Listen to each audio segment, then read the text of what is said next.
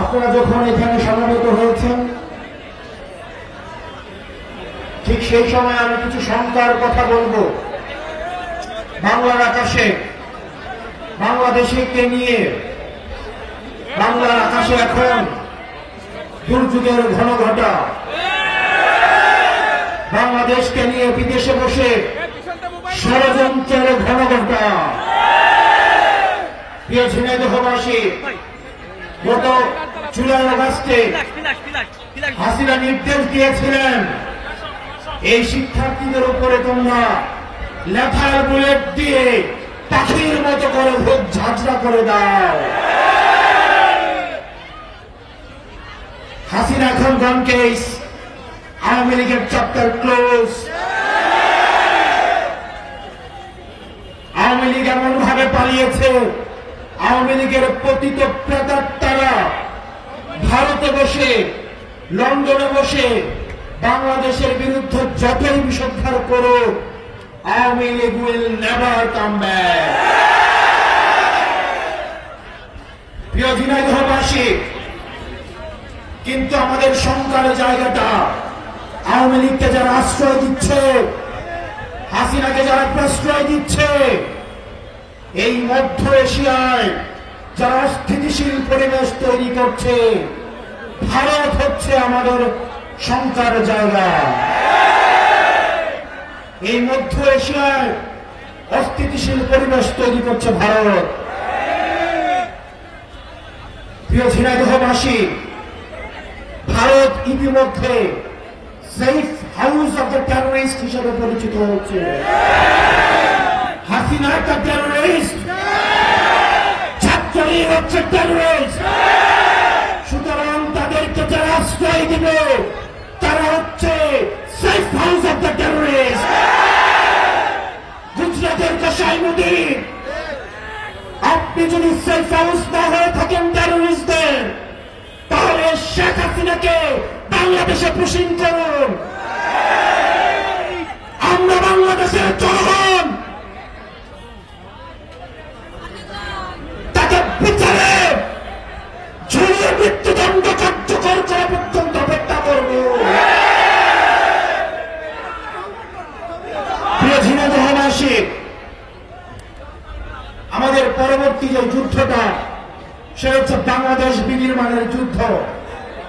আমরা 5 আগস্টের পরে দেখতে পাচ্ছি একটা পক্ষ আমাদের গণতান্ত্রিক উত্তরণের পথে বাধা হয়ে দাঁড়িয়েছে। তারা নির্বাচন পিছানোর জন্য পায়তারা করছে, তারা নির্বাচন পিছিয়ে দিচ্ছে। তারা যদি নির্বাচন চাইতো, তাহলে সংস্কার এবং বিচার দ্রুততম সময়ের মধ্যে কার্যকর করত। তারা নির্বাচন চায় না বলেই এই বিচার এবং সংস্কারে প্রতিনিয়ত পদে পদে বাধা হয়ে দাঁড়াচ্ছে। প্রিয় ঝিনাইদহবাসী, আমাদের এই গণতান্ত্রিক উত্তরায়ণের পথে আর যেন কোনো 1-11 ষড়যন্ত্র না হতে পারে, সেটির জন্য আমাদের সজাগ দৃষ্টি রাখতে হবে। অনেকে ত্যাগ দেওয়ার চেষ্টা করে, আমরা অনেকে নির্বাচন চাই না। আমরা অবশ্যই নির্বাচন চাই, বিচার এবং সংস্কার সহ। আপনারা শুধু একটা জিনিস চান, যারা বলছে সংস্কার এবং বিচার নির্বাচিত হয়ে আসার পর করবে, তারাও অতীতের অনেক সময় তারা নির্বাচিত হয়েছে, সরকার পরিচালনা করেছেন। এই সরকার পরিচালনা করার পরেও এই ছাত্ররা কিন্তু সংস্কারের জন্য রাস্তায় নেমে আসতে বাধ্য হয়েছে। সুতরাং নির্বাচিত হয়ে আসার পর কেউ সংস্কার করবে নাকি করবে না, আমরা ভবিষ্যতের অনিশ্চয়তা থেকে আমরা বর্তমানে নিশ্চয়তাকে আমরা প্রাধান্য দিব। সুতরাং এই অন্তর্বর্তীকালীন সরকারকে বলবো, এই তরুণ প্রজন্মের প্রত্যাশা, এই তরুণ প্রজন্ম অধীর আগ্রহ বসে রয়েছে একটি শান্তিপূর্ণ, একটি অংশগ্রহণমূলক একটি নির্বাচনের জন্য, এবং সেটির পূর্বে তারা আরো বসে রয়েছে সংস্কার এবং হাসিনার বিচার দেখার জন্য।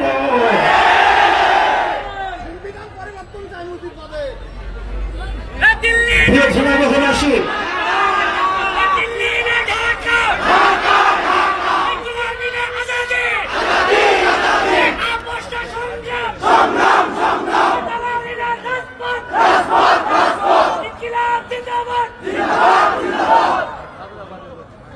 প্রিয় ঝিনাইদহবাসী এবং বিশেষ করে যারা তরুণ প্রজন্ম রয়েছে, আমরা যখন তরুণদের সাথে কথা বলি, তারা বাংলাদেশ নিয়ে একই সাথে সাথে যেমন আশাবাদী, একই সাথে সাথে হতাশ। পুলিশ ভাইয়েরা আপনারা যারা রয়েছেন, 5ই আগস্টের আপনাদের যে ভূমিকা, সেই ভূমিকার দায়ভার কিন্তু আপনাদের নিতে হবে। অনেক পুলিশ কনস্টেবল আমাদের সাথে এসে কথা বলে, অনেক এসআই আমাদের সাথে এসে কথা বলে যে ভাই আমরা জনতার বিরুদ্ধে দাঁড়াতে চাই না, কিন্তু কিছু কিছু উচ্চাভিলাষী অফিসার তারা রাজনীতির মুখে পড়ে আমাদেরকে তারা ব্যবহার করে। আমরা জানি সব পুলিশ কিন্তু খারাপ না। আমার ভাই, আমার সন্তান, আমার বাবা পুলিশে চাকরি করে, আপনার ভাই, আপনার বাবা, আপনার সন্তান পুলিশে চাকরি করে, সবাই কিন্তু বেনজির হারুন না। সুতরাং পুলিশ ভাইদেরকে আমরা বলবো, আপনাদের যেসব রাজনৈতিক অভিলাষী যেসব অফিসার রয়েছে, আপনারা তাদের মুখোশ উন্মোচন করে দিন। আপনারা রাজনৈতিক দলদাসে পরিণত হওয়ার দরকার নাই। আপনারা আওয়ামী লীগের পুলিশ ছিলেন, আপনারা হইতে পারেন নাই, জনতার বিরুদ্ধে দাঁড়িয়েছেন, আর বাংলাদেশের বিপক্ষে দাঁড়ানোর চেষ্টা করেন না। বাংলাদেশের মানুষ মাফ করবে না। প্রিয় পুলিশ ভাইরা, চলেন আমরা একসাথে আপনাদের সন্তানদের জন্য, পরবর্তী বাংলাদেশের জন্য আমরা একটা সুন্দর পুলিশ কাঠামো গড়ে তুলি। প্রিয় সাংবাদিক ভাইরা, আমরা আপনাদের কষ্ট বুঝি। এখানে অধিকাংশ সাংবাদিক যাদেরকে বেতন দেওয়া হয় না, এখানে অধিকাংশ সাংবাদিক যাদের বেতন 5 থেকে 6,000, অধিকাংশ সাংবাদিক যাদেরকে শুধুমাত্র ঘুমটা ধরিয়ে দিয়ে দেওয়া হয় আবার কর্ম করে খাও। আমাদের এই ফেসিস্ট, এই পুঁজিবাদী, এই মিডিয়া থেকে, এই মিডিয়া লিস্টের বিরুদ্ধে আমাদের নিরপেক্ষ এই সাংবাদিক ভাইদেরকেই সামনে এগিয়ে আসতে হবে।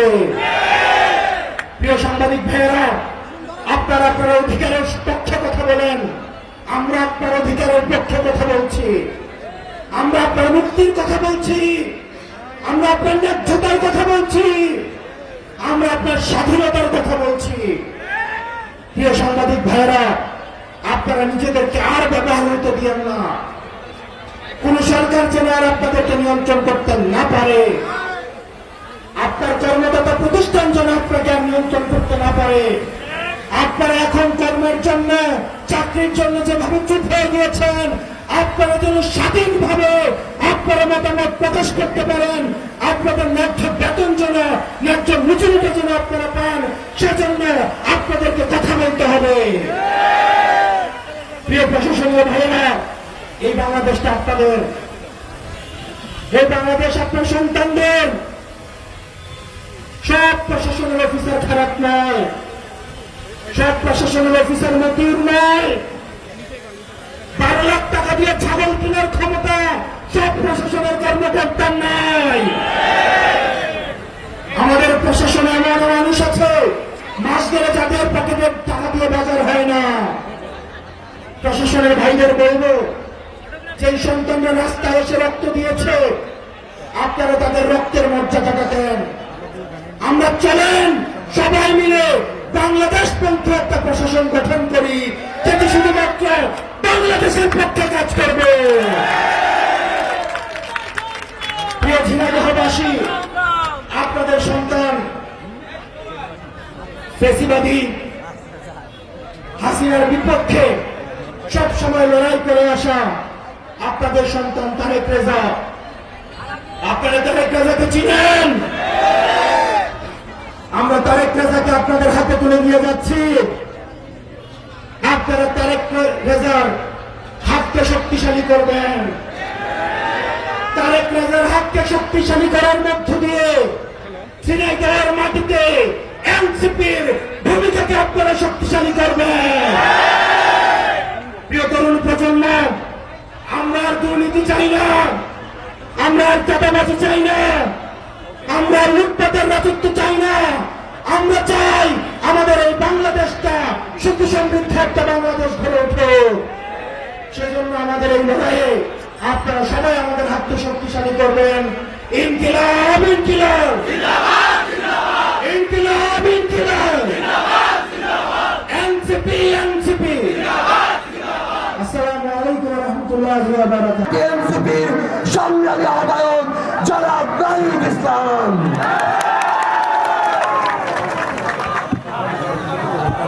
আসসালামু আলাইকুম প্রিয় ঝিনাইদহবাসী, আপনারা দীর্ঘ সময় ধরে দাঁড়িয়ে থেকে আমাদের বক্তব্য শুনছেন, কথা শুনছেন। আমি বক্তব্য দীর্ঘায়িত করব না, আপনাদের কাছে শুধু এই বার্তাটুকুই দিয়ে যেতে চাই।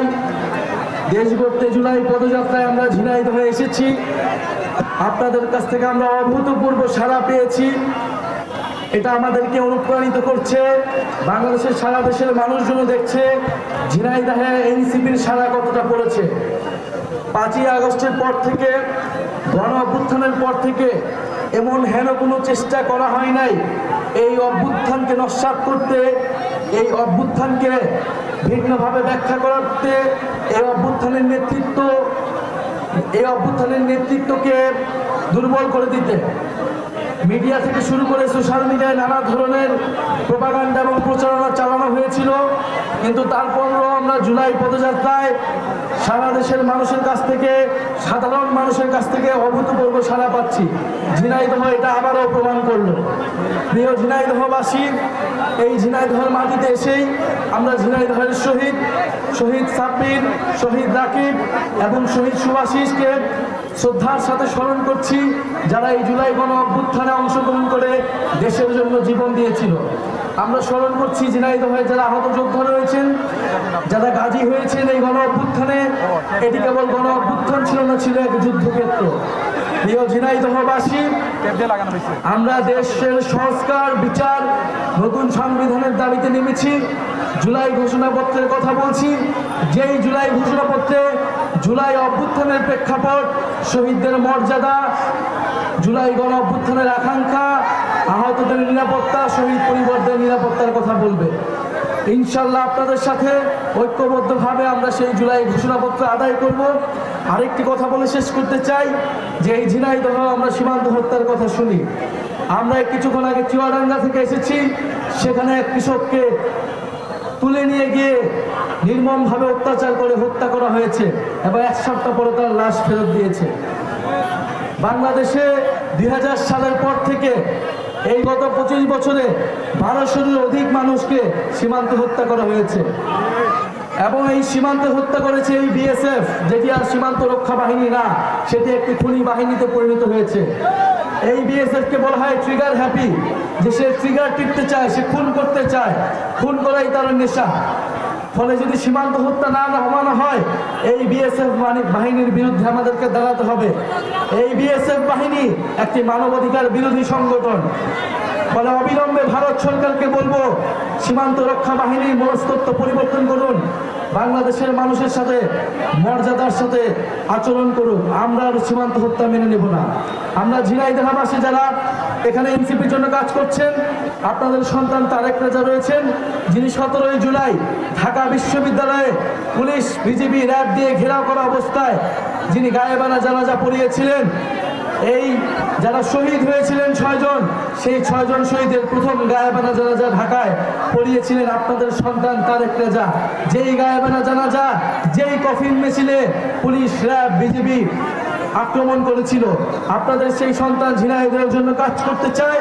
ঝিনাইদহের যাতায়াত ব্যবস্থা, ঝিনাইদহের রেলপথ উন্নয়ন, ঝিনাইদহের কর্মসংস্থান, ঝিনাইদহবাসীর শিক্ষা ও চিকিৎসার জন্য কাজ করতে চান।